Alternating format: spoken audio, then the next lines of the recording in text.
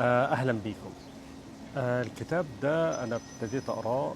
كتاب بيتكلم عن الهابي هاي أتشيفر، وده كتاب بصراحة very يعني interesting جدا بالنسبة لي، لأنه بيتكلم he touches many points أنا شايفهم مهمين جدا. الحاجة الأولانية هي موضوع إنه بيفرق ما بين البرفكشنزم وما بين الاكسلنس، وان في اعتقاد دايما عند كل الهاي اتشيفرز انهم دايما لازم يكونوا اندر ستريس علشان يحقق النجاح. ما يقدرش يقعد في كومفورت زون، لانه ده بالنسبه له هو ده النجاح، اني ابقى دايما ريدي، دايما anxious، دايما out of the comfort zone بتاعتي.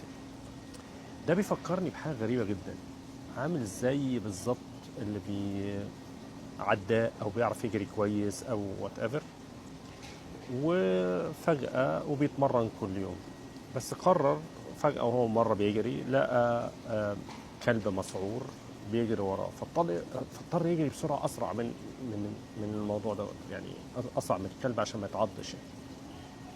فقرر إن هو يربي اسد عنده في البيت، او مش عنده في البيت، يعني مش هو اللي مربيه، كل يوم عشان ينزل يجري يجيب اسد يطلع يجري وراه. ففي الاخر الاسد اللي هو رباه ده، او وات ايفر الحيوان، كلب اسد وات ايفر، يعني من كتر ما هو الراجل رباه ان هو ده ما بيقدرش يعيش من غير ما حاجه بيجري منها، اكله. فاحنا حياتنا كلها عباره عن الهاي اتشيفرز. انا ممكن انا عايز انجح في حياتي، ده مش غلط، بالعكس ده الصح، ولكن الغلط ان هو يجي على حساب صحتي، على حساب جسمي، على حساب عقلي، على حساب بيتي، على حساب كل حاجه.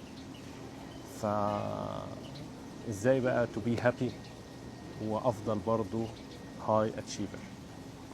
يلا اشوفكم على خير.